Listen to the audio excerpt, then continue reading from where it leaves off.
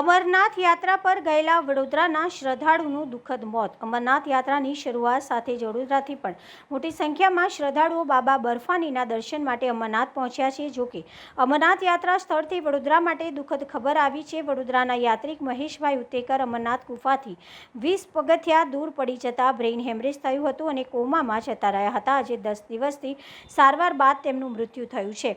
અમરનાથ યાત્રિક મહેશભાઈ ઉત્તેકર બાબા દર્શન કરવા કેટલા આતુર અને ખુશ હતા તે તેમના આ છેલ્લા વિડીયોમાં જોઈ શકાય છે, જેમાં તેઓ નાસ્તા કૂદતા દેખાય છે।